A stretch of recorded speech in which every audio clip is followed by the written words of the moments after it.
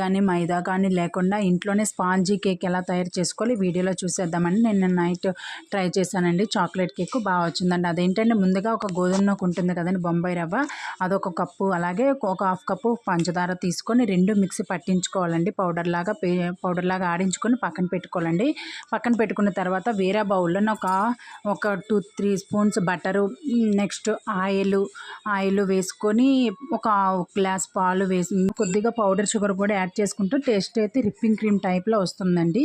అందులోకి వేసుకున్న తర్వాత బాగా విస్కర్తో కలుపుకున్నాక మనం ముందుగా పక్కన పెట్టుకున్నాం కదండి గోధుమ నూక పౌడర్ ఆడుకొని అది కూడా అందులో మిక్స్ చేసుకొని ఒక spoon baking powder, half teaspoon baking soda, ఒక 2 tablespoon of cocoa powder అండి. నేనైతే చాక్లెట్ ఫ్లేవర్ కాబట్టి 2-3 స్పూన్స్ అని యాడ్ చేసుకోవచ్చండి.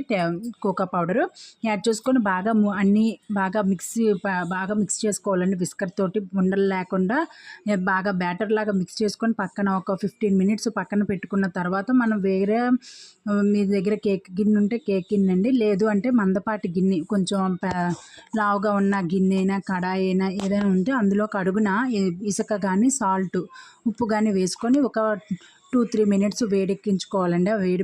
వేడయిన తర్వాత అందులోకి మనం వేరే బౌల్లోకి మన దగ్గర కేక్ మౌల్డ్స్ ఉంటే కేక్ మౌల్డ్లోకి మనం పక్కన పెట్టుకున్నాం కదండి బ్యాటర్ని, ఆ బ్యాటర్ని అందులోకి బటర్ అప్లై చేసి ఆ గిన్నెలోకి ఆ బ్యాటర్ అంతా వేసుకొని వేడెక్కిన పెనం మీద ఒక 45 మినిట్స్ టు 50 మినిట్స్ అయితే ఉడికించుకోవాలండి. కొంచెం మధ్య మధ్యలో చెక్ చేసుకుంటూ ఉండాలండి. టూత్ స్పిన్ అయినా లేదంటే మీ దగ్గర ఉంటే చాకు ఉంది కదా, చాకుతైనా కేక్ దేనికి అంటకుండా అండి.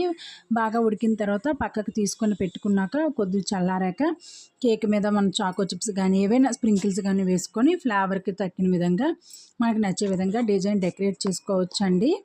డెకరేట్ చేసుకొని తింటే మెత్తటి స్పాంజీ కేక్ ఇంట్లోనే రెడీ అయిపోతుందండి. ఈ వీడియో కనుక నచ్చినట్టయితే నన్ను సపోర్ట్ చేసి లైక్ చేసి షేర్ చేసి కామెంట్ చేసి నా ఛానల్ సబ్స్క్రైబ్ చేసుకోండి. థ్యాంక్ యూ అండి.